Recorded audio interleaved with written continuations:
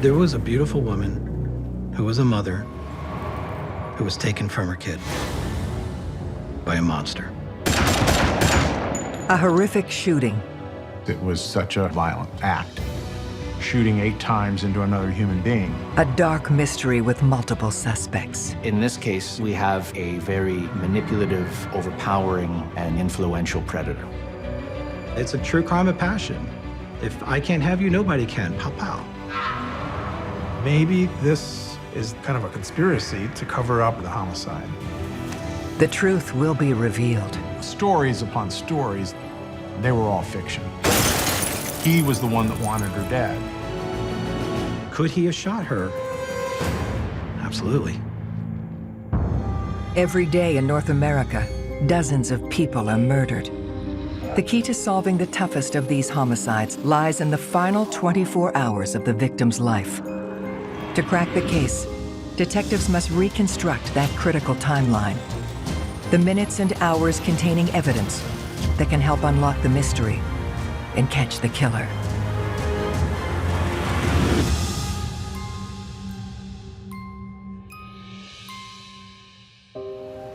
Pinellas Park, a small city just outside of Tampa, Florida, known for its easy proximity to beautiful beaches and lush greenery. You have your wealthy elite, you have your folks that are just getting by. Florida in general is a very transient state, but most of these people were here for generations. I don't think Pinellas Park sees the type of crime that we see in Tampa. It's a fairly peaceful community. I would say the most common type of criminal activity in Pinellas Park is drunk driving, then your occasional car break-ins. It's certainly not the murder capital of the world or anything like that. It's the day after the 4th of July, a Saturday night, and neighbors report hearing firecrackers just after 11 o'clock. It's a weekend. So 4th of July weekend, you're gonna hear fireworks and stuff going off for like 2 or 3 days. The sound doesn't draw much attention until one resident discovers the pops are not celebratory. Troy indicated that he had heard what he believed to be firecrackers. When he went outside to see what it was, he noticed the garage door was up, and he saw his girlfriend, Sandy, bleeding profusely inside her car.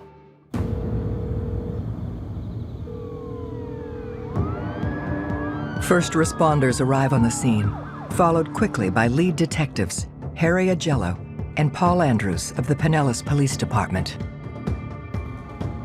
They realized it was something severe, so I was notified and responded to the scene. The car was sitting in the garage. The body, Sandy, is in the car, and there's a large amount of blood and broken glass all over the place. She suffered 8 separate gunshot wounds to various parts of her body, starting with her head, her torso, and the bottom of one of her feet. And initially, just looking at the shell casings, it looked to me like they were what they turned out to be, which was a .22 caliber weapon. It appeared to us that she had just been ambushed, that someone had waited or followed her to her garage before the shooting occurred. The victim is 37-year-old Sandy Roso. She's rushed to the hospital but dies on arrival, and the case is officially declared a homicide. In this particular case, it was such a horrendous act. You know, shooting someone 8 times, that is overkill. Gunshot wounds can tell a certain story by their placement and by their number. So the victim being shot 8 times, we see that rage, that lack of impulse control seeping through. That suggests that this isn't, for instance, a professional hit. Someone has a pretty specific reason why they've targeted her. But who would want to kill Sandy, a loving mother and former model who worked hard as a bartender to make a better life for her and her daughter? Sandy was a very devoted mother to her own daughter, Giovanna. She was always very friendly with people, very vivacious, outgoing personality. Everybody that knew her liked her. What made this shocking was the fact that a young lady was ambushed in her garage for no apparent reason at the time, just coming home from work. Detectives must now solve Sandy's murder by focusing on the last 24 hours of her life, starting with the crime scene. Her purse was intact, her wallet was there. No items were found to be missing. This was not a random act of violence. This was not a robbery. You don't shoot somebody 7 or 8 times to rob them. You shoot somebody 7 or 8 times to make a point. This was personal. The detective's top priority is to speak with Sandy's live-in boyfriend, Troy. Well, oftentimes when someone is a victim of a homicide, it's someone very close to them or who knows them that's the suspect. Troy must know something. He knows this woman intimately. But when police first try to talk to Troy, he's nowhere to be found. We were told that he'd left the scene. The patrol officers on scene thought it was unusual that Troy had left. We find out he went right to the hospital. But that raised a red flag with people because he wanted to lock the house up before he left. Well, that's a little odd. You've got a crime scene. You've got all these police here. This is the safest address in Pinellas County when you've got 15 cops here. What do you need to lock your house up for? Troy's just focused on locking up the house. Why? What does he want to prevent people from going in to find? But at the same time, it could be a response of someone who is confused, is probably scared to death. And what do? We batten down the hatches. Either way, that immediately is suspicious and needs digging into more deeply. Detectives have Troy come down to the station for questioning. He was a mess, as you would expect him to be. He said that he last saw her as she left for work that same day. They worked 2 different schedules. He worked days, she worked nights. Troy tells detectives that the morning of July 5th, he went to work at 5 a.m. and Sandy was still asleep. By the time he got home at 2 p.m., Sandy was just leaving for her job at the popular Tampa bar, the Green Iguana. On the 5th, she was supposed to get off at around 11 o'clock that night. Troy indicated that he heard her car driving in, and then shortly after 11 o'clock, around 11:10 or so, he had heard what he believed to be firecrackers. Well, we assumed that was the gunshots. So we were able to determine about the time that the shooting would have occurred. So Troy walks out into the garage to make sure she's okay, and when he walks up to the car, he sees her. She's got a lot of blood, and she's not responsive. He thought that maybe she was alive. He tried to revive her. That's when he picks up the phone and dials 911. He was doing everything right that a victim or a witness does. But he was our suspect. He was our #1 suspect. Troy is still the first guy there at the scene, and he knows her way better than any of us do. So, we really need to focus on him and find out if he's the shooter. Police then asked Troy about his relationship with Sandy. He described a relationship as a romantic one. He was in love with this woman. Troy is telling us she's beautiful. She's got a daughter who's absolutely wonderful. He adored her daughter. Troy was very happy with the relationship he had with her. He believed that they were going to get married. They just hadn't set a date sometime in the future. I asked him, why would somebody kill Sandy? Is she involved in something else? And he says that, yeah. She said that anything ever happened to her, you need to go find Tracy Humphreys. According to Troy, Tracy Humphrey is a dangerous ex-boyfriend of Sandy's, who assaulted and raped her after she broke it off. Troy is concerned that Tracy Humphrey was involved in the case, but couldn't find anything in our criminal justice databases to back that up. We had nothing. There's no Tracy Humphreys, which obviously raises a flag. The offerance, as we see of a ready-made suspect, a turnkey suspect, as I say, in the case of Tracy. It could be to create that distractionary suspect, to have the police go down that rabbit hole, and in the meantime, buy yourself time and space and options. As police interview Troy, something unusual catches their eye. He had some cuts on his hand, on his shins, on his feet as well. He said it was probably from the broken glass, from when he reached inside the car to try and pull her up to see what was wrong. So you start looking at Troy again, like, well, is this guy lying to us? While we're off running on a wild goose chase, our real bad guy could be, getting rid of the evidence. This Tracy Humphreys could be our main guy, but we're not going to lose sight of Troy.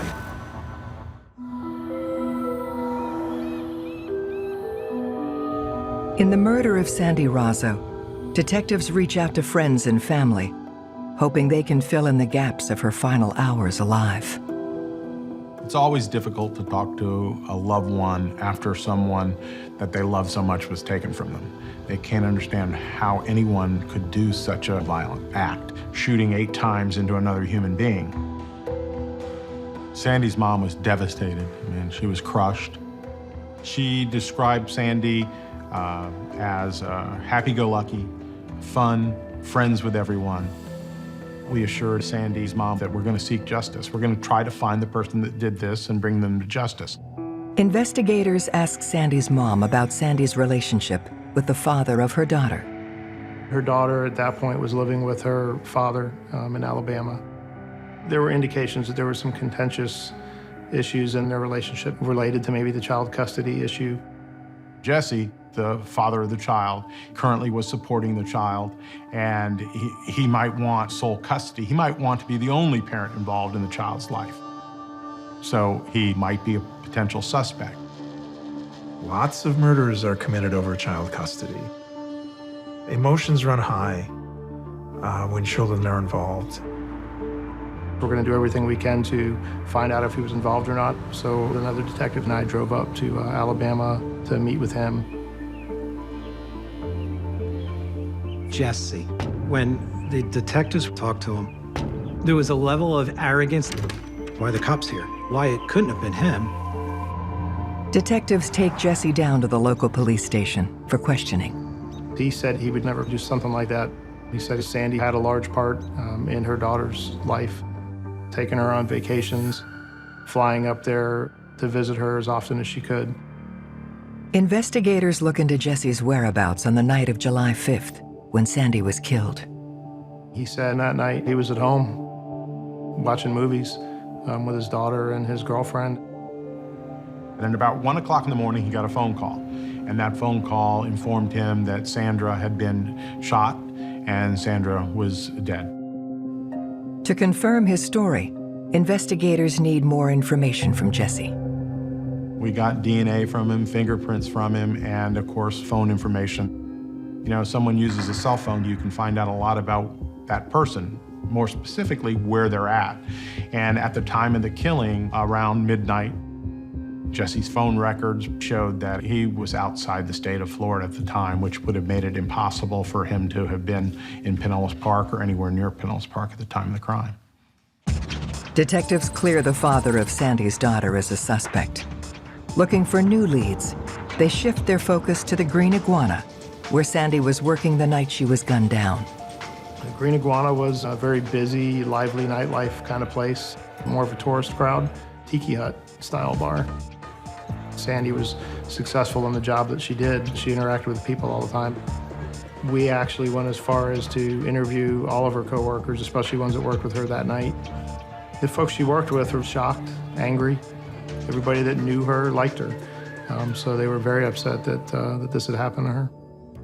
Detectives don't find anything suspicious about any of Sandy's colleagues, and they help fill in her timeline. No one noticed anything unusual inside the bar that evening. And she had checked out of work at about 11:15. We had somebody there that saw her leave when she drove out of the parking lot. To get her timeline down, we backed it up to where the time clock was, where she clocked out at about 10:45. And then we drove that route to the house. It was roughly 26, 27 minutes of a drive. So she would have arrived home right about 11:10, give or take a minute. That means that when she clocked out of work, she would have had to have gone to her car and driven home without any stop before she was murdered. Having narrowed down the timeline of when Sandy was last seen at 10:45 p.m., investigators questioned Sandy's coworkers about her personal life. Earlier, Troy told us that he was in a solid relationship with Sandy and everything was just fine. But her colleagues had told a different story. She sometimes felt she was a roommate. Sometimes she would describe Troy as a boyfriend. It appeared to us in talking to everybody that she had a guy that liked her, that she felt comfortable with, but that it wasn't a long-term relationship for her, that she would eventually be either moving out or moving on. You start looking at Troy again, like, well, he's telling us one story, but her friends are all telling us something else. Once you start lying to investigators, the investigators are going to lay hard on that person and start to look at everything they've said. The colleagues at the Green Iguana said that she was, I guess, fixing to have a conversation with him about maybe starting to see other people. We know that threatened separation is a trigger in domestic homicides in a good portion of cases. And so, whether it's separation, jealousy, or perhaps a combination of both could have escalated this situation. It's possible that his feelings are hurt. Could that make Troy go off the deep end? Could he have shot her? Maybe. It's possible.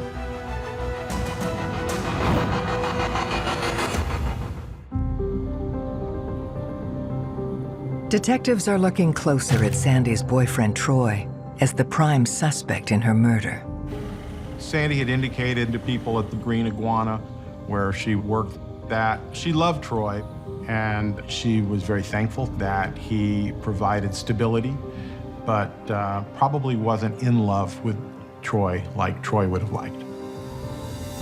He's either A, completely in the dark, or B, caught on about it, and maybe that could be a motive to kill her. True crime of passion. If I can't have you, nobody can. Pow, pow.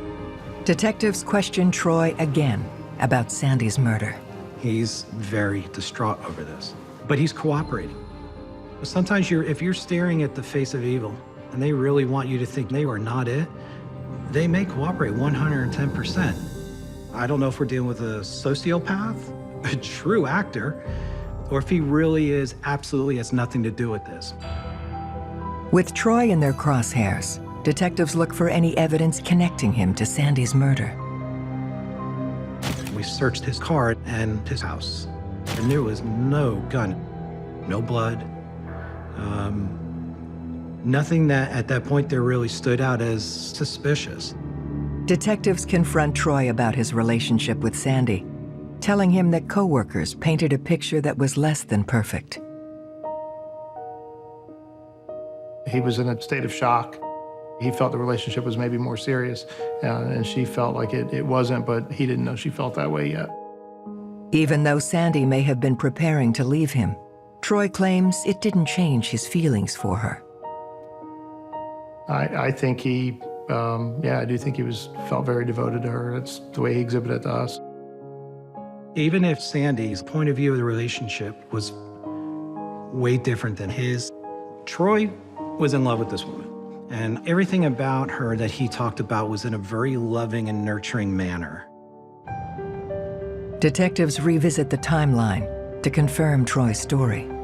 Here, establishing a time frame is important.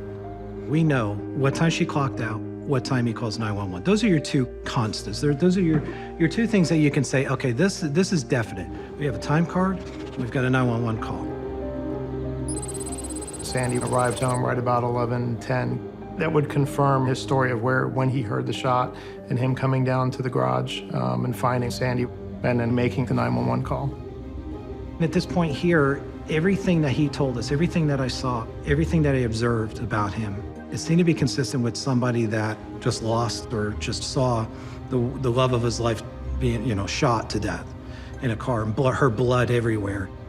Law enforcement eliminated Troy as a suspect as having been involved in the crime at all.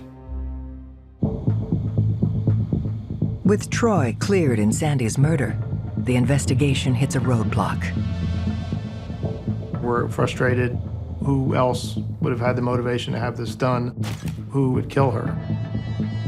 She's a mother, trying to put money away and really have a successful life. Then when you start thinking about how she was killed, how she was shot, how many times, we really need to find the bad guy and lock him up. Then detectives receive an unexpected break. Sandy's boyfriend, Troy, finds a folder belonging to her at the house. He believes it's filled with important information. Troy gave detectives a folder that proved to be pretty valuable because they were the words of Sandy. So it was kind of words from the grave. The folder contains Sandy's handwritten notes about her upcoming trial against a man she charged with rape, assault, and forcible confinement. Sandy was going to be testifying in a courtroom in Tampa, and she was going to be testifying against a man by the name of Timothy Humphrey for committing the crime of sexual battery and beating her. And that case was scheduled to go to trial shortly after this crime occurred. I believe it was in August, about a month away, that trial was going to take place. Troy previously told police that Sandy's violent ex-boyfriend was named Tracy Humphrey. It was in that documentation that we found that out, that his alias was Tracy, but that his given name was Timothy. Now we had his date of birth and all his information. That was the first key to really breaking the case open. Now we can start digging into this a lot more. So when we got the real name, Timothy, we find out, whoa, this guy's got a problem with women. Mr. Humphrey had served in prison for 8 years. If I had $1 for every woman he was violent on, I'd be a rich man today. I mean, he was always violent. Then investigators learn more about Tracy's horrific ties to Sandy. It was a year or so earlier. He kidnapped Sandy, held her against her will, and repeatedly sexually abused her over a course of days. She ended up escaping the apartment or wherever it was and was found by a Hillsborough County deputy in the middle of the night, naked and beat up. Throughout the ordeal, Tracy threatened her life, saying if she reported the attack, he would kill her because he didn't want to go back to prison. He was looking at prison time for what he had done to her, and there were court dates that had come up very recently for her, and there was more on the horizon. Even though Sandy was afraid and fearful of Tracy Humphrey, she was willing to come forward and testify in a courtroom and point the finger at the person who had sexually molested her and beat her. They had a victim that was willing to testify. They had DNA evidence, they have photographs. That was a good, solid case. And for that to go to trial, he was looking at quite a number of years for that. But Sandy was the only witness in that case. And if she wasn't able to testify, the case was going to get dropped or be what's called null prost, which means the state would not prosecute or proceed with the charge. You talk about a motive. That's a whole lot of motive. So at that point, Tracy or Timothy Humphreys really does become our #1 suspect. That's a big game changer. Like, he went from who to the top guy on their list. Detectives have their sights set on Timothy, aka Tracy Humphrey, for the murder of Sandy Roso. She was scared to death of Tracy. And now we've got a handwritten note that said, if anything ever happens to me, go find Tracy Humphreys. Armed with new details about Sandy's potential killer, detectives track him down at a gym in the nearby town of Brandon, where he lives and works. He was a strong, well-built personal trainer, worked out a lot. That was his job, that was his livelihood. A lot of people referred to him as the Mr. Clean. Tall, 6'2", 210 pounds, bald, wears an earring. He acted like a domineering type personality where he felt like he was in charge. Detectives tell Tracy Sandy's been murdered and question him about their relationship. When he was told it was about the homicide, he acted like he was surprised. The initial impression was that he probably was hiding something about what he knew. When detectives ask Tracy when he last had contact with Sandy, he shuts down the conversation. At that time, he, what we call in the business, lawyered up. He said that he had a lawyer, and he'd be more than happy to talk to law enforcement if his lawyer was present, and his lawyer didn't want him to answer any further questions from law enforcement. As detectives wrap up the conversation, they notice Tracy's wearing a wedding band. Later, we found out that he had recently gotten married to a lady by the name of Ashley Laney. Ashley was significantly younger. Not that we would judge that, but yeah, he was in his 30s and she was 19, maybe 20 at the time. Hoping Tracy's new wife will be more forthcoming with information, detectives travel to their home in Brandon to talk to her. When they went in to speak to her, she appeared to them to be nervous, but she did indicate that they had gotten married on July 4th. The day they got married was the day before the homicide occurred, and so that was very interesting to us. Sandy Roso was murdered on July 5th, so that is intriguing because in Florida law, a lot of people believe that if you're married to someone and you're somehow in cahoots over a crime, that the spouse won't have to testify against the other spouse. Detectives question Ashley about Tracy's whereabouts on July 5th, the night Sandy was killed. She indicated, of course, that she knew nothing about the crime, knew nothing about Sandra being shot. The fact that Ashley and Tracy get married the day before this murder, to me, is compelling, and to me, that's a red flag. At that point, anything they say to each other is protected by the covenant of marriage, which immediately makes investigating and then later prosecuting that much more difficult. When police talk to Ashley, she willingly gives them her alibi for the night Sandy was murdered. She told the detectives that on the night of the homicide at 11 p.m., they were home together watching a movie, having pizza. And she said that they had a friend named Toby White who had come over and visited them at the house that night. Then, in the middle of being interviewed by police, Ashley receives a phone call from her lawyer. Tracy was very quick to have a conversation with what we believe was his attorney and have her tell Ashley that she did not have to cooperate. In fact, the detectives could hear the voice on the phone telling her exactly what to say to the detectives. So it was very, very suspicious. Then, another surprising interruption. Much to everyone's chagrin, Tracy showed up, and it was very clear that he was trying to get her to shut up and not talk. He appeared to the detectives to be angry, frustrated just in his demeanor, through his body language and the look on his face. That sort of got some gears turning in the detectives' heads that maybe there was a conspiracy to cover up what had happened with Sandy Roso, and perhaps was connected to the homicide. Even though Ashley is no longer talking, the detectives have gained an important new lead. Ashley and Tracy, Humphrey's alibi for the night of Sandy Roso's murder was pizza. So, we went to the pizza restaurant, found the driver, found the ticket for it. The pizza was ordered using Tracy's cell phone on July 5th at 10:49 p.m. and delivered 15 minutes later. The driver says that, yeah, I remember this guy. Gave me a $20 tip for a $12 pizza. Oh yeah, I remember, guy, bald, big guy, yeah, no doubt. Other than just pizza, he got his alibi delivered to law enforcement. With Tracy's alibi placing him in Brandon, 40 minutes from the crime scene, detectives determine he can't be the killer. That had to take the wind out of the sails of the detectives a little bit because they were like, oh, we thought it was him. It fit.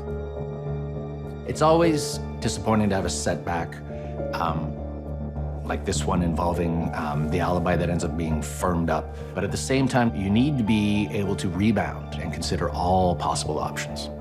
In this case, what else is going on involving Ashley? And is she then the weak link that police need to be focusing on? When detectives look into Ashley's background, they find an incident that piques their interest. She'd been a pretty good student. She'd been a pretty good kid. She didn't have a criminal history, and she didn't have any problems. But we found out that she had reported her car as being stolen, and her car had shown up in a street in Tampa and had been put on fire. Law enforcement had got a call from a fire investigator with the State Fire Marshal's Service, who had found it very bizarre that the car had been found torched. It's an arson. It's not hard to tell when a car's been burnt up with arson. There's usually quite a bit of evidence left behind that indicates that there was an accelerant used. And in this case, it was quite a bit. Police look into the arson and learn that the same day that her car was found on fire, Ashley visited a firing range in the Tampa area. Ashley Humphrey, we found, had been at a firing range.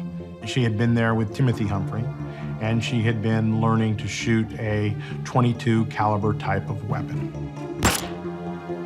It was important information because we knew the type of gun that was utilized to kill Sandy was a .22 caliber.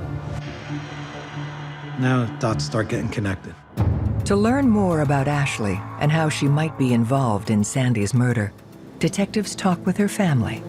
What was really interesting was when they met with Mom's boyfriend, he says that he loaned Ashley a handgun, which happened to be the same caliber as the type used in the homicide, a .22 caliber, and he'd been asking for her to give the weapon back, and she hadn't yet returned it.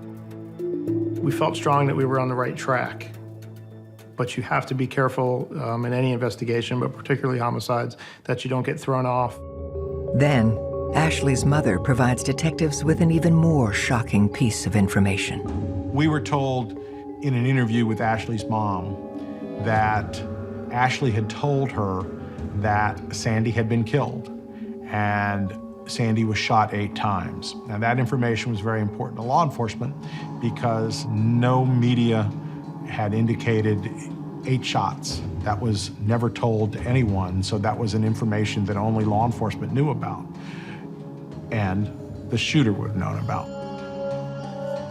You know, as we start putting the case together, it's obvious that Ashley's involved, but there would be no reason for her to want Sandra dead, but for the case against Tracy. Detectives then uncover crucial information that confirms they're working in the right direction. So we got the phone records from Timothy Humphrey. We got the phone records from Ashley Humphrey. And we were able to determine that Timothy Humphrey's phone during the time of the crime was bouncing off a phone tower right near his Brandon residence. While the cell phone records confirm that Tracy is where he said he was, the same can't be said for Ashley. The cell phone records blew apart the alibi of her being at home all night. Ashley's phone was being utilized outside the Green Iguana at about 4:30. Her cell phone is telling them that she was right there. Not only that, but she was active on the cell phone. She called many times from the parking lot. And who was she calling? Tracy. Then at about 10:45, that cell phone started to move once Sandy started to go home over the bridge into Pinellas County and bouncing off towers right outside of Sandy's house. There she is, going closer to Pinellas Park, ping, ping, ping. And then when she gets to the house, ping again. I think we got her. Tracy Humphrey's wife, Ashley, is now the prime suspect in the murder of Sandy Roso. But detectives don't believe she acted alone. Phone records pointed to the fact that Tracy Humphrey was involved. Tracy Humphrey had the motive. He had the desire. He had the will. He was the one that wanted her dead. I think one question we have in these sorts of cases where there's a male and a female co-conspirator is that what role did Tracy play? What role did Ashley play? Did one influence the other? Looking for more evidence, detectives turn to Toby White, the friend visiting the Humphreys at their home the night Sandy Roso was killed. Toby White was an upstanding citizen. She didn't have any criminal history. We brought her in. I asked her questions, put her under oath. She had been a client of Mr. Humphrey's. Mr. Humphrey had turned her life around pretty much in her eyes, her health, her weight, and she felt beholding to Mr. Humphrey. Police asked Toby where she was the night of July 5th, and she confirms Tracy's story, saying she was at the Humphreys' house from 9:30 p.m. until midnight. So initially, Toby gives a statement of her being at the house with Ashley and Tracy, and they did have a pizza delivered. But we also have the cell phone records now, and realize that's not possible. Ashley was not at the house at the time. We told her, basically, we didn't believe what she told us. Lying under oath or on a sworn statement is perjury, a federal crime, and Toby could go to jail. She would be facing criminal charges for perjury for lying, so she did recant and tell the truth as to what had occurred. Toby White's news story was that she did not see Ashley that evening, and she did not see Timothy Humphrey that evening, and she gave that false alibi because Mr. Humphrey had requested her to do so. In hindsight, she realized that Tracy and Ashley were lying to her about what occurred and their involvement in the homicide. On December 18, 2003, Ashley Humphrey is arrested for the first-degree murder of Sandy Roso. Without enough hard evidence linking Tracy to the crime, Investigators charge him instead with a federal firearms violation. Timothy Humphrey was a convicted felon, and he couldn't own firearms, couldn't use firearms, so he would be unable to go to a firing range and handle the firearm. So we decided to arrest Mr. Humphrey on those charges, and he was held in custody in Hillsborough County. We wanted Mr. Humphrey to be separated from Ashley Humphrey. We wanted Mr. Humphrey not to be able to influence her. With Ashley now in custody and away from Tracy, detectives are hoping she'll give them more information about the crime, but she won't talk. When you have a character like Tracy, I don't think you can underestimate the kind of power that he could wield over Ashley. He had a past where he had been violent, and you have to wonder if Ashley did this because she was afraid of him. Detectives dig deeper into Tracy's past, hoping to find some information that could compel Ashley to talk.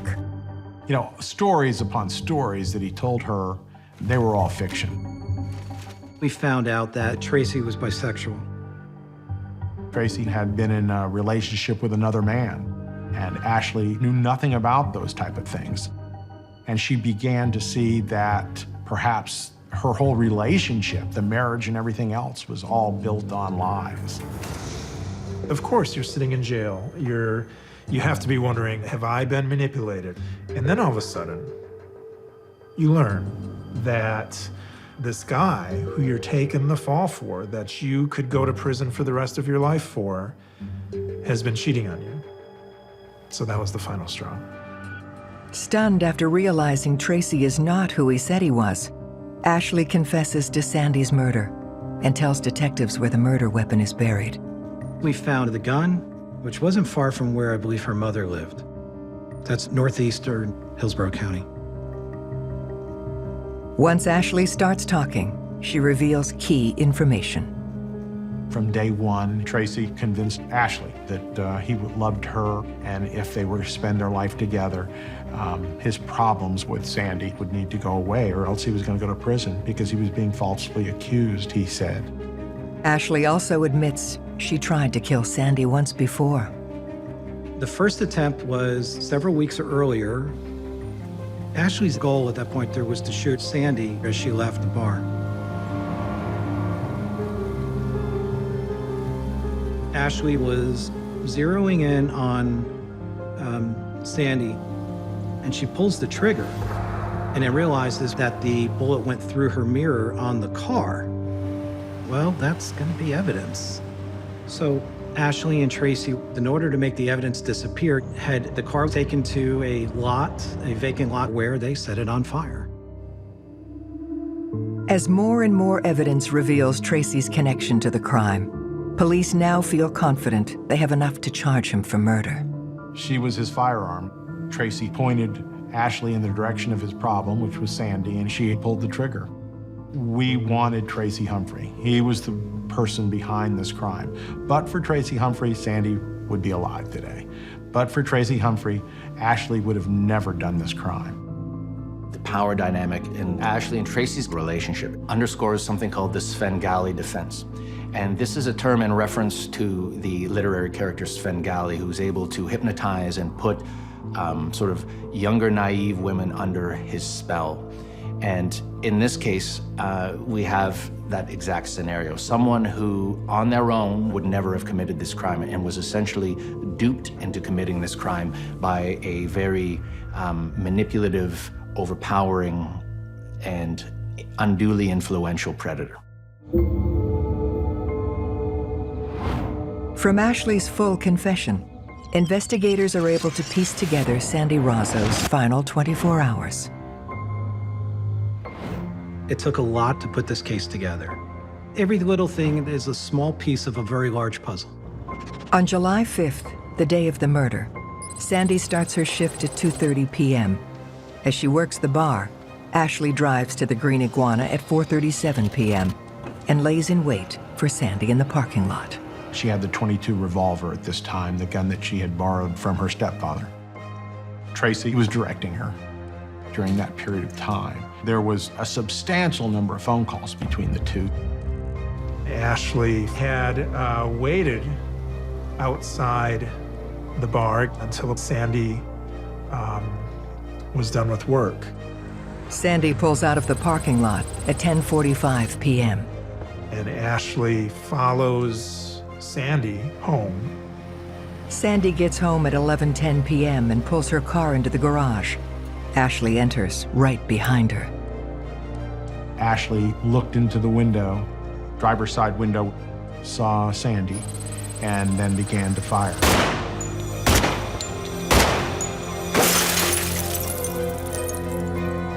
Sandy was trapped. She couldn't get out of the car.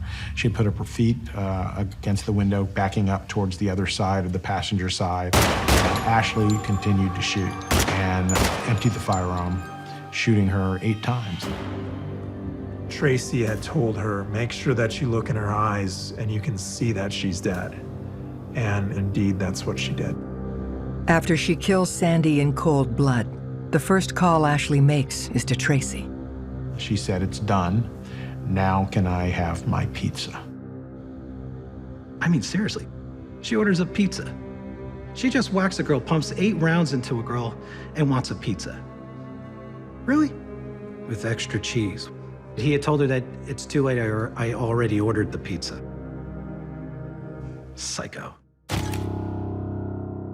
In exchange for her cooperation, Ashley makes a plea deal, 25 years in prison for her testimony against Tracy Humphrey. We would have loved to have prosecuted Tracy without giving Ashley a deal. Everybody has asked me, what do you think of her getting 25 years? Be honest with you, she should be life imprisonment. A jury finds Tracy guilty of murder and sentences him to life without parole. Tracy Humphrey was a controlling and violent person who thought he could get away with murder. He'll spend the rest of his life in prison, and he'll die in prison. And that's what I think all the family members and everyone wanted. The part that stays with me is the bravery shown by Sandy Roso and the chance that she took to see that Tracy Humphrey was prosecuted, knowing that it perhaps would put her at risk, but that she didn't want to see other women victimized like she had been. One thing that I think is really important to remember about this case is Sandy Roso died a hero. And in many ways, I feel, very inspired by that. In some ways, I feel very sad. There was a woman, a beautiful woman, who was a mother, who was taken from her kid by a monster. And my heart breaks for her family. My heart breaks for her daughter.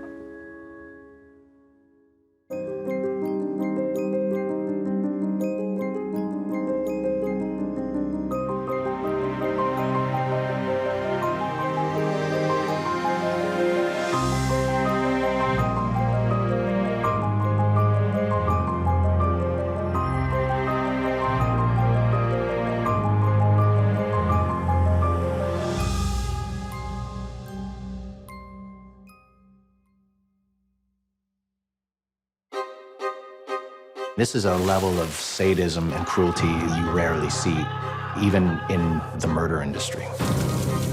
That poor man suffered terribly. A cold-blooded attack in broad daylight. He looked like a candle that had melted. Everybody was incredulous that something like this could happen in good old Lauderdale by the Sea. Who douses somebody with sulfuric acid? A victim adored by almost everyone. Somebody wanted to send him a very severe message. He's wanted by the FBI. Listen, I was in his face, and he just denied it and denied it and denied it. The truth will be revealed. Everybody wanted to save his own skin, and they often say it's a race to the courthouse. Whoever gets there first gets the best deal. Every day in North America, dozens of people are murdered.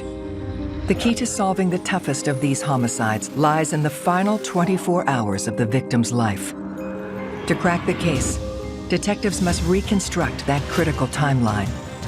The minutes and hours containing evidence that can help unlock the mystery and catch the killer.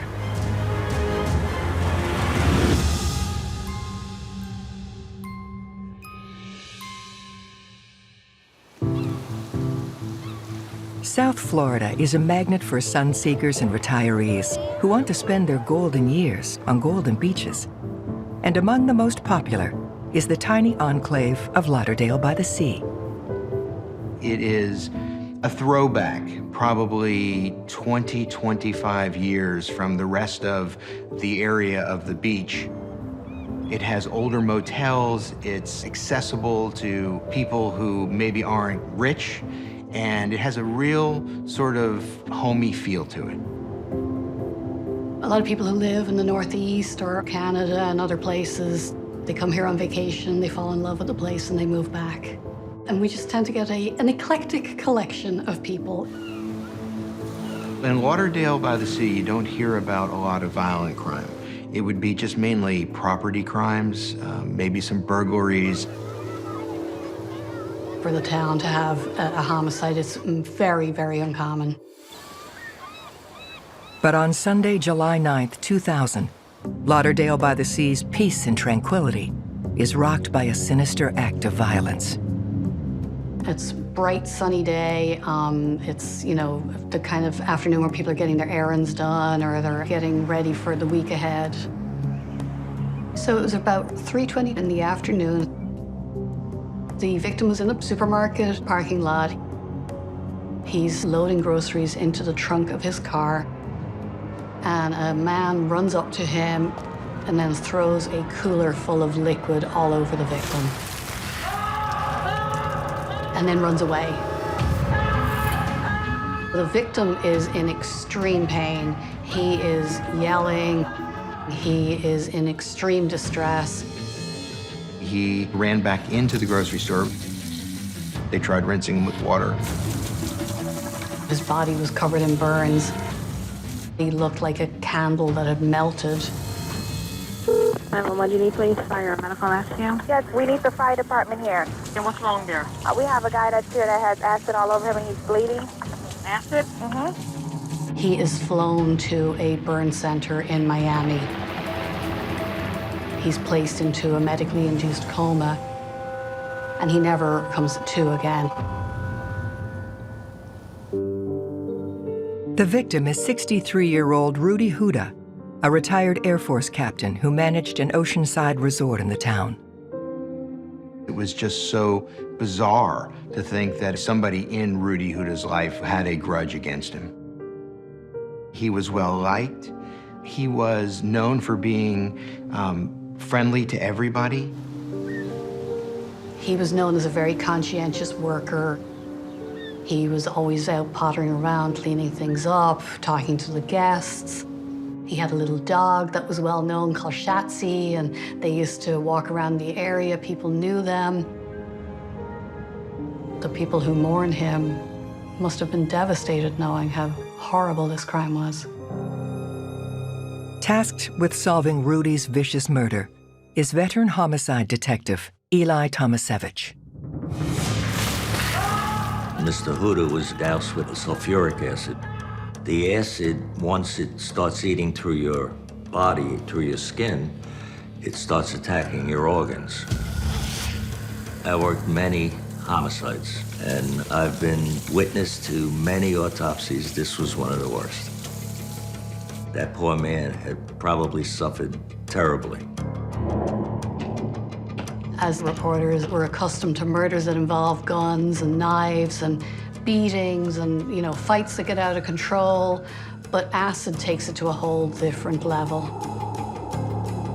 Regardless of motive, this is a level of sadism and cruelty that fortunately you rarely see, even in the murder industry, and even in South Florida. It was such a horrible murder that I was determined we were going to find whoever did this, at least to find out why. To catch the killer, Detective Tomasevich will need to piece together the final 24 hours of Rudy's life. Speaking with his wife was just a normal day. He was working around the complex, and I think it was about 3 o'clock in the afternoon when his wife sent him out to do some shopping. We got surveillance videos from the grocery store, which really didn't help much because most of the videos were from the inside of the store. And that was when Mr. Huda ran into the bathroom and was dousing himself with water. So as far as the suspect themselves, we really didn't have any video on them. I spoke to 2 eyewitnesses. They said that around 3 p.m., Mr. Huda went into the supermarket to do his shopping. When he came out, it was around 3:22. He went to put his groceries into the car, and that's when a white pickup truck came along. A white male came out with a cooler. The witness said it was an igloo cooler, like they use on construction sites. This guy came up and called Mr. Huda's name. So he would turn around and then doused him with the acid. One of the witnesses, she gave us a pretty good description. White male, he was in his 30s. He was 6'2". He had no shirt on, but he had white pants. They were like painter's pants. There was another person with him who was driving the pickup truck, but nobody could describe the driver, you know, because he was in the vehicle. Nobody really got a look at him. Someone is driven to the scene, called out the victim's name, attacked the victim and only the victim, and then fled the scene. This speaks to this whole thing being very organized, very premeditated. On top of that, not only is it organized and premeditated, the weapon used reflects a level of personal motivation the way few other targeted attacks do. But what would motivate such a barbaric attack on a man as well-liked as Rudy? I thought maybe he might have been cheating because it was just the type of a crime that whoever the suspect was wanted to cause pain. It wasn't like, you just want to kill somebody. So we started looking at whether he had a girlfriend, there was a husband someplace that was angry or something like that. But according to Edith Huda, the wife, she had a perfect marriage. They were very happy together. So we went on to other things. As Detective Tomasevich scours Rudy's background, he discovers that Rudy did have one potentially dangerous vice. Mrs. Huda told us the only problem that they had was that he would go to the racetrack and he would spend money at the racetrack. And I guess he tried to hide whatever he was spending.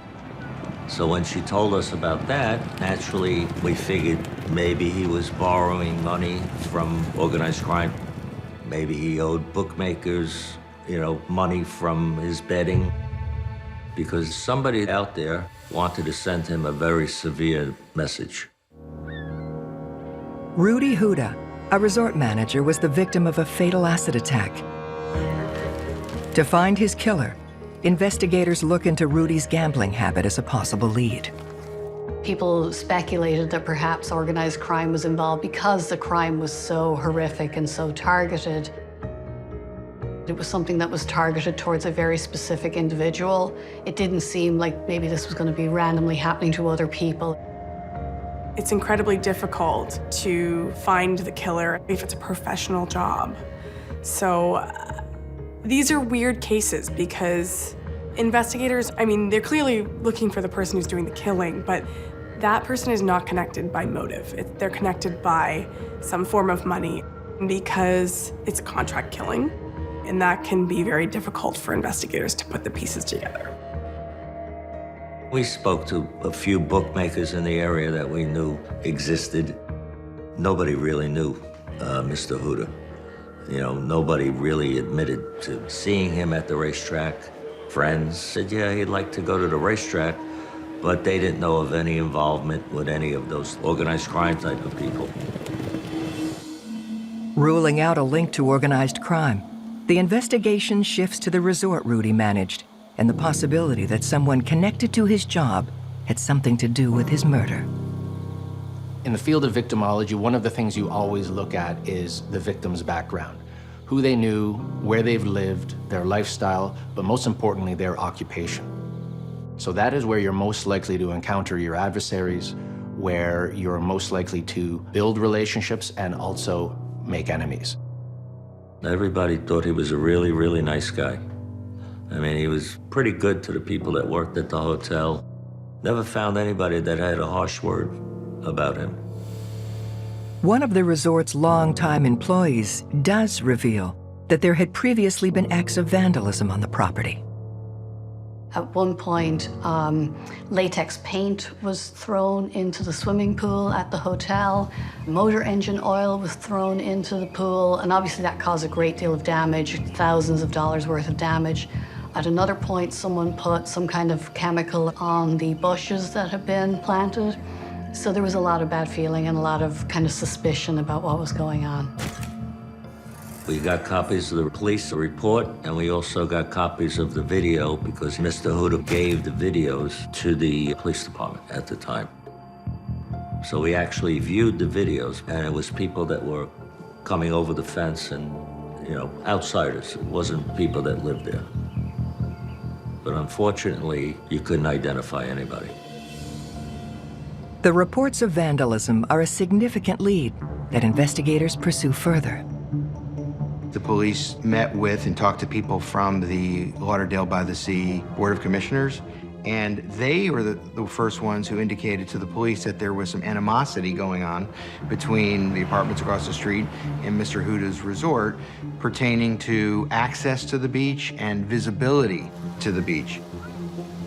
When we found out that there was problems back and forth, we went back to speak with Mrs. Huda. I said, is there anybody that you can think of that would have hard feelings towards your husband? She says, the only thing I can think of is that condominium across the street.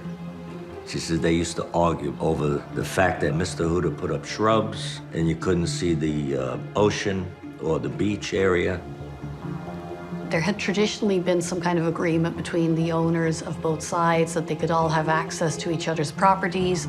But apparently, over time, some bad feeling developed between the properties. And Rudy apparently had gotten upset about some things that were going on, and he had put up some kind of fencing, planted some hedges, and some of the people who lived in the condos across the street felt they were losing access to the beach. They had to walk farther to actually get onto the beach.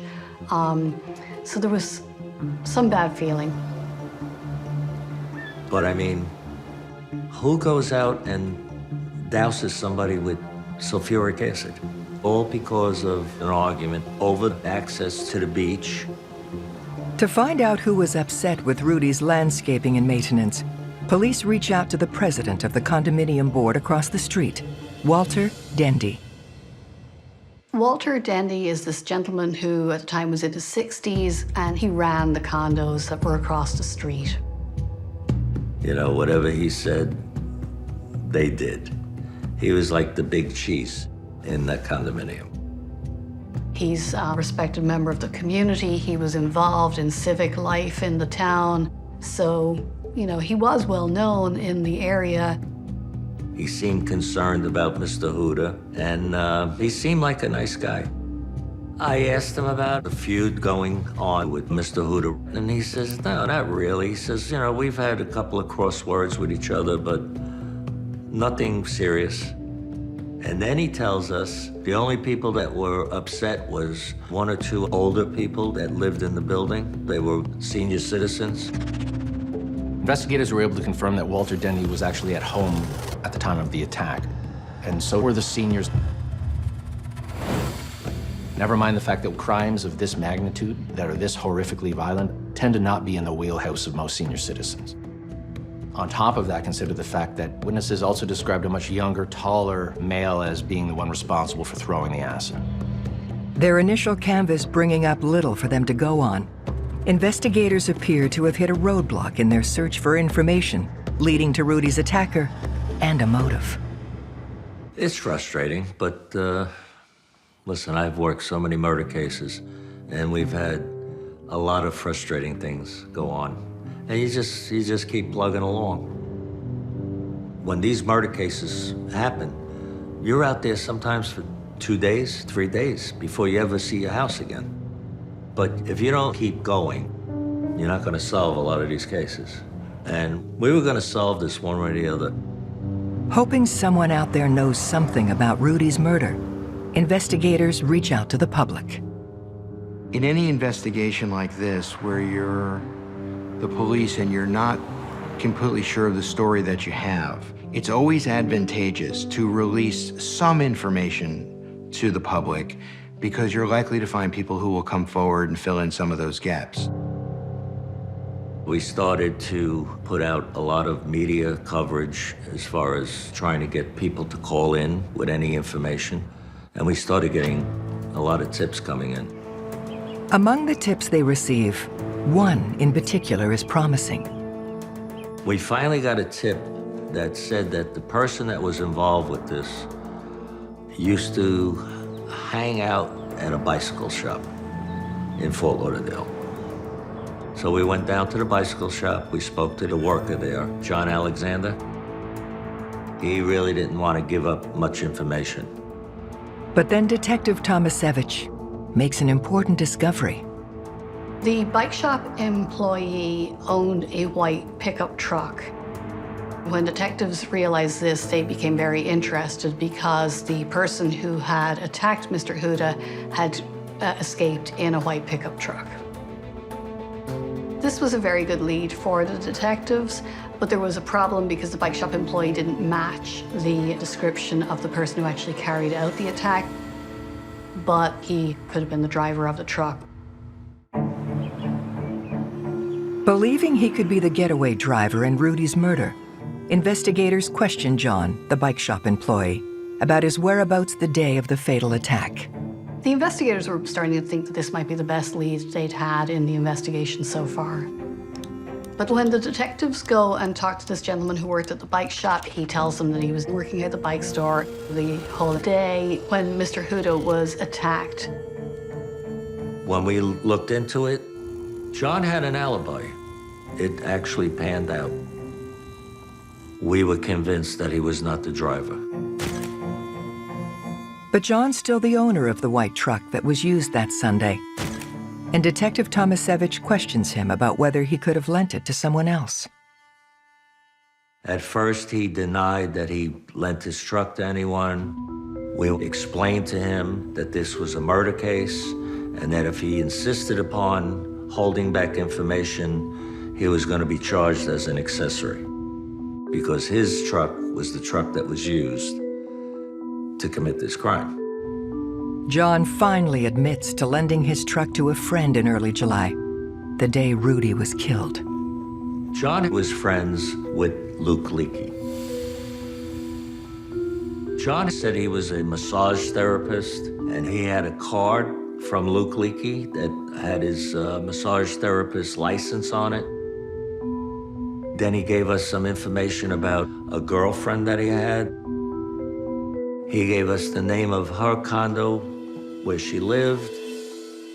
So we went to speak with her. But when investigators arrive at the home of Leaky's girlfriend, Effie, they make a surprising discovery. The detectives thought it was a little odd because she was considerably older than the suspect that they were looking at. Seemed like a little bit of an unusual relationship. In speaking to this lady, the detectives learned that she was a vulnerable person, and he took advantage of that to pay her attention and to ingratiate himself into her life and into her home. Effie tells us, he's just a nice guy. He takes care of me. He helps me with driving her places and doing things for her. Effie told the cops that he had gone off. She wasn't really quite sure where he was. He had disappeared pretty recently. And the detectives certainly seemed to think it was a red flag. When I spoke to her, the last time she had seen him was probably like a week or 2 weeks before. But she was also holding back on information.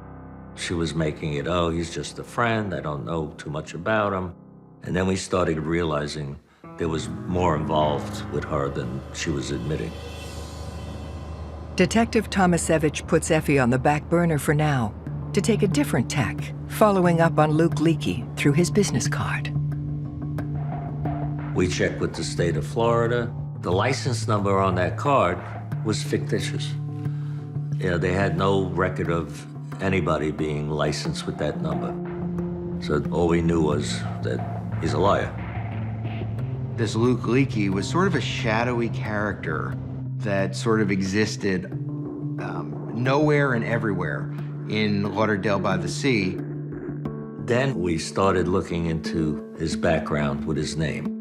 Detective Tomasevich finds an address for Leaky in Orlando, Florida, and his first real suspect seems to be within grasp.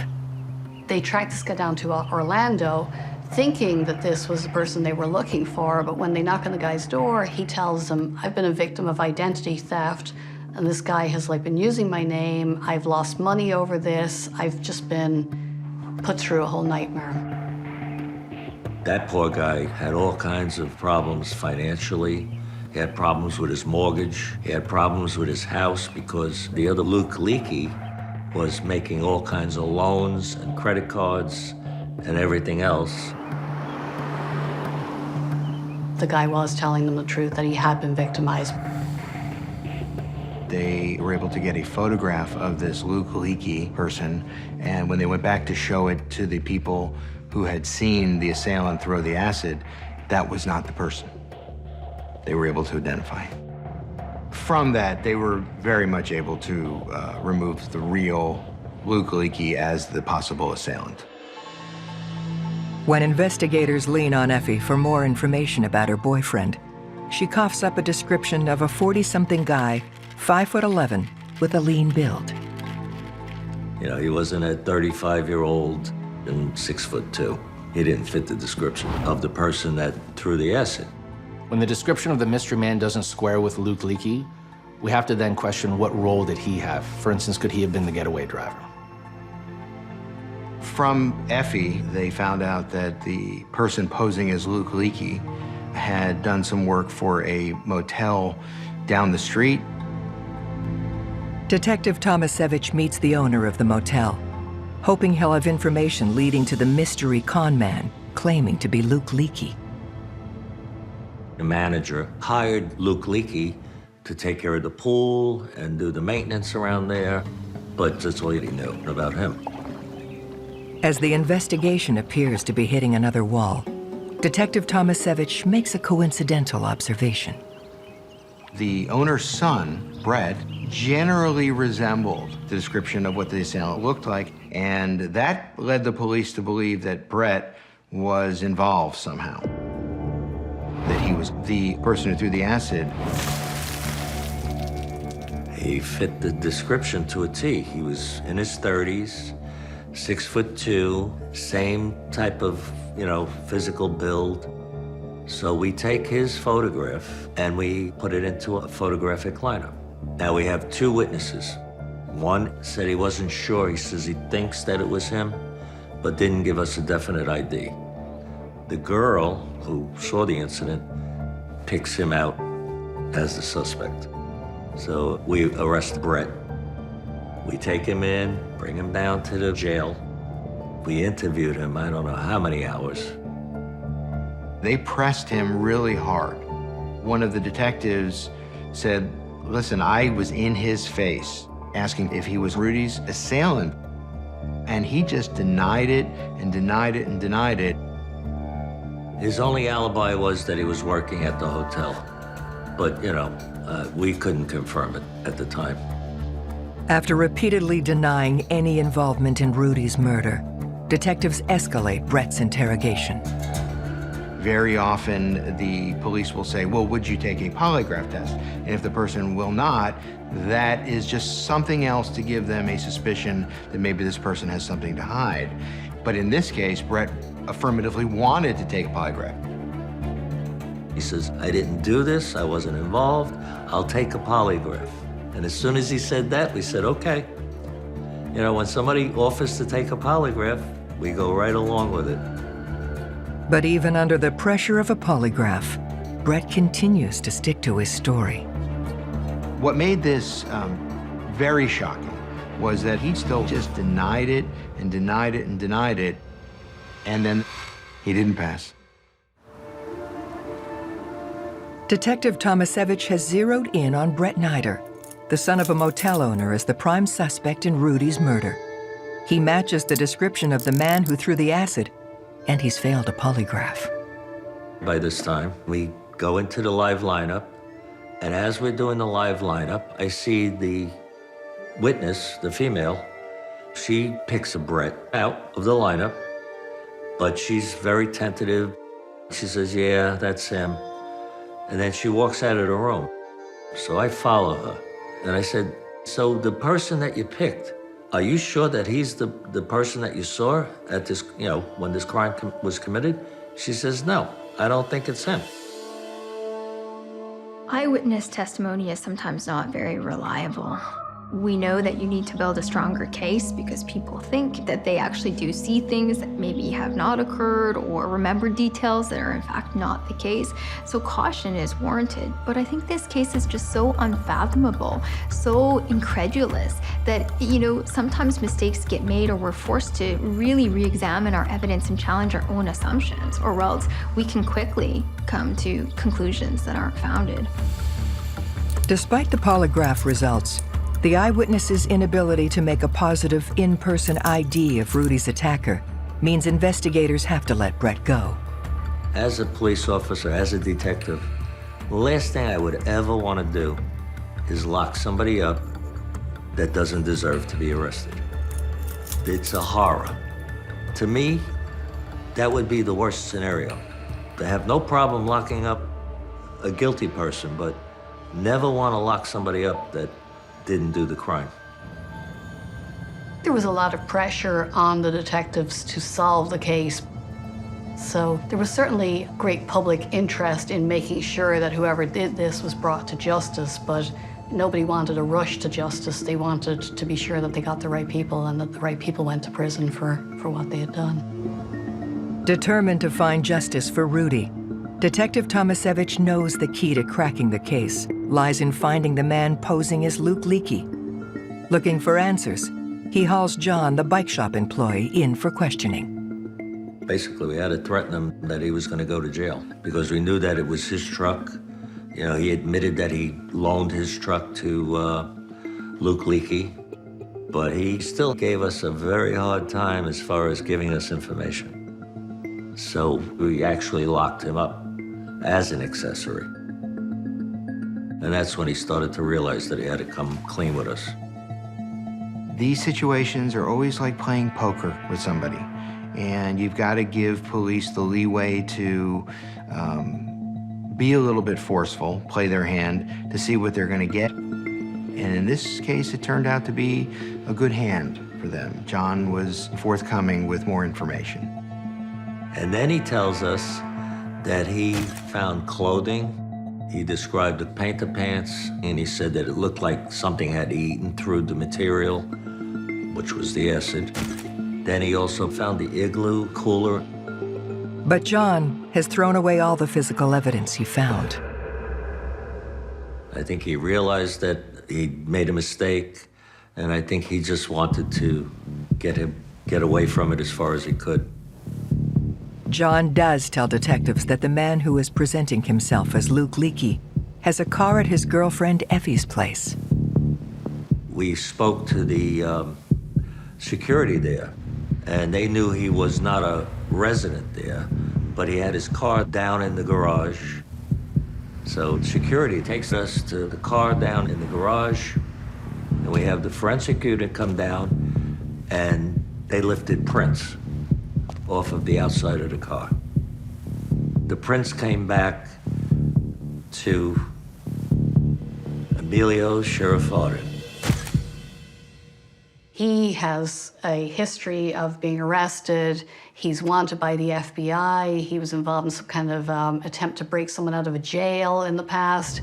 So the investigators are very interested when they start to figure out that this guy is linked into all of this somehow. Investigators are confident that the man posing as Leaky is actually Amelio Sherafarden. Now they just have to find him. The detectives went back to Effie, and she identified him as the person she knew as Leaky. But she was somewhat reluctant to believe that this person in her life could be a criminal. There was still some element of her trying to protect him. We sat and explained to her all the information that we had, all the people that he's hurt. She finally realized that this was not a person that she wanted to, defend. And then she finally started telling us all the information that we needed to know. She gave us his cell phone number, and we got a warrant for that number so we could track it. And we tracked that cell phone right across the United States. We knew exactly where Amelio Sherafarden was at certain times. And then we finally stopped in Palm Springs, California. So we got on the phone, called the Palm Springs Police Department, sent them flyers with his, photo and other information. And we said, he's somewhere in your city. And Palm Springs put it on the local news there. Investigators catch a break when the people Amelio Sherafarden is staying with see the news report. When these two guys saw it, they said, that's the guy that's staying with us. They picked up the phone and called Palm Springs Police. When Palm Springs Police Department got there, they must have surrounded the place because it was a homicide investigation. Somebody goes to the front door and they put somebody at the back door, just in case that person tries to escape. Amelio ran out the back and he was caught when he was running out of the back door. With Amelio Sherafarden in custody, Detective Tomasevich interrogates him about Rudy's murder. He was a little cocky at the beginning. And I said to him, I says, Amelio, you don't have to say a word. You have the right to remain silent. They gave him his Miranda rights. I said, just listen to what I have to tell you. Investigators have Amelio's cell phone records, which place him making a call in the area of the supermarket at 3:24 p.m., around the time of Rudy's attack. And I told him all about the information, all about the evidence, and he didn't say a word. He just sat there listening and looking at me. And he said, wow, you guys are good. He says, you did a good job. He says, okay, I'll tell you the truth. Detective Tomasevich has Amelio Sherafarden in his crosshairs and is hoping to learn the truth about Rudy's murder. Amelio was trying to save his own skin, and he was in other troubles, so he was looking at possibly being convicted of other crimes. So it seemed like he was trying to get the best deal for himself. And they often say it's a race to the courthouse. Whoever gets there first and volunteers the most information gets the best deal. Amelio tells Detective Tomasevich he was just the getaway driver and that Rudy's attacker is Amelio's friend, Neil Bross. Neil was a painter, and he used to wear white painter's outfit. Just like the guy that was in the parking lot who doused Mr. Huda with sulfuric acid. Mr. Sherafarden told him that he was asked by somebody to do this and that he agreed to be the getaway driver, and he enlisted his friend, Neil Bross, to actually throw the acid. Investigators have two suspects with the means and opportunity, but they're still without a motive for why Neil Bross and Amelio Sherafarden would want to conspire to murder Rudy. Their motive seemed to be to make money. Neil thought he was going to make $200,000 with a bonus thrown in if he could get the acid into the eyes of the victim. And Amelio thought he was going to make about $20,000 to set up the deal and be the getaway driver. And then, as it turns out, that's when Amelio Sherafarden named the mastermind of the entire crime. Amelio said that the mastermind behind this whole barbaric plan was Walter Dendy, the president of the local condo association. Walter and Rudy had been at loggerheads over Rudy's decision to restrict access to the beach path and to plant a row of hedges that obstructed Walter's condo complex's ocean view. I was surprised. We did a background check on Walter Dendy when we originally spoke with him. Man's never been in trouble, worked his whole life, retired. It was hard to believe that a man like him would be involved with an incident like this. What would push a law-abiding senior citizen who is an upstanding member of the community to orchestrate such a vicious attack in response to a property feud? Walter's somebody who is sensitive to perceived slights and affronts.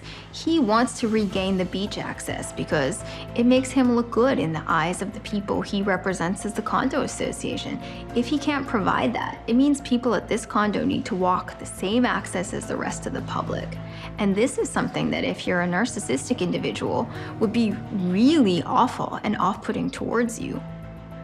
But the more he struggles to solve this problem, it's almost like this narcissistic wound continues to fester to the point that he just gets so aggrieved, he's going to resort to a plan to take care of Rudy or send him a message for good. Amelio tells Detective Tomasevich that Walter Dendy found out he was on the run using a false name and leveraged this information to blackmail Amelio into participating in the feud. Walter Dendy wanted to cause enough damage where Mr. Huda would lose his job. So this way they wouldn't be arguing over bushes and the lock on the gate and all that. Walter Dendy hired Amelio to throw the oil into the pool. Walter Dendy hired him to kill the bushes after the bushes were put in place. And then he said that Walter Dendy wanted to hire him to send Mr. Huda a very severe message with the acid. Amelio Sherafarden tells detectives he enlisted Neil Bross to throw the acid and that Walter Dendy promised to pay them both for the attack. But Sherafarden's also a con man, and Detective Tomasevich needs more than hearsay to prove his case. When the police confront Amelio, he tells them he has proof about his story. He says he and Walter actually went to the industrial supply store together on July 7th and bought the sulfuric acid together. A woman sold a barrel of sulfuric acid to two gentlemen matching the description of Amelio Sherafarden and Walter Dendy. She was able to give the descriptions, and then she was able to pick them out of photographic lineups. Getting the sulfuric acid was a big deal because that was clear evidence that Mr. Dendy was involved. With Amelio Sherafarden's cooperation, investigators are able to put together the final 24 hours of Rudy Huda's life. The day when Mr. Huda was attacked, all three gentlemen, Mr. Dendy, Mr. Sherafarden, and Mr. Bross, got together. They all hung out at the condo, and they kind of staked out Mr. Huda. They watched to see what he was doing. They kind of wanted to get him, apparently, away from the hotel resort. So they spent quite a few hours just hanging out, stalking him. At 3 p.m., when Rudy went out to the supermarket, Amelio and Neil tailed him in the white truck. They kept in contact with Mr. Dendy up until the point where they got to the supermarket, and then there was a space in time where there were no phone calls. Mr. Huda went into the local supermarket to pick up some groceries, and when he came out, Neil Bross runs up to him, yells his name out. Hey, Rudy! And when Rudy turned around, he threw this gallon-sized cooler full of acid all over him. And that's when Neil Bross got back into the truck and left with Amelio Sherafarden driving the white pickup truck at 3:24. And as far as we can determine, that's when phone calls were made from Amelio Sherafarden to Walter Dendy saying that the Eagle has landed, which meant that their job was completed. It doesn't get much more horrible than an acid-throwing attack that ends up with someone being burned. How does Walter go from wanting access to the beach to being this planned, cold, calculated mastermind of this brutal attack? If you trace back the offense far enough, you'll see that this person was angry, then they were ruminating to the point of just brooding, so it becomes all-consuming. I think there's certain people who are predisposed to angry rumination. And the more you think about that, the more you visualize the revenge you're gonna enact, the more that's likely that something aggressive or violent is gonna occur. And I think that's likely what happened in Walter's case. On February 26, 2003, Walter Dendy is convicted of second-degree murder. Amelio Sherafarden is also convicted of second-degree murder. Neil Bross is convicted of murder in the third degree. What has stuck with me probably the most is the evil in Walter Dendy. There was just nothing about him that you would find likable or redeeming. I have seen people who lack the empathy gene, meaning that they really don't care what they do. I have seen people who have acted out of passion, but something so cold and calculated, I don't think I've ever seen it before. I always thought it was one of my worst cases. I mean, I've had bad cases. This stands out. Everybody got what they deserved, especially Walter Dendy. He was the worst. He was the one that contracted the whole situation. He was the one that caused the whole thing. I think the thing that really sticks out about this case is just how petty disputes can blow out of proportion, and just how tragic it all is. Rudy suffered terribly. His wife suffered terribly. She didn't get to say goodbye to him. His children were not able to say goodbye. And for the people who know that their loved one died in such horrible and painful circumstances, you hope they get to go on with their lives, but I don't know that anybody ever gets to close these things out.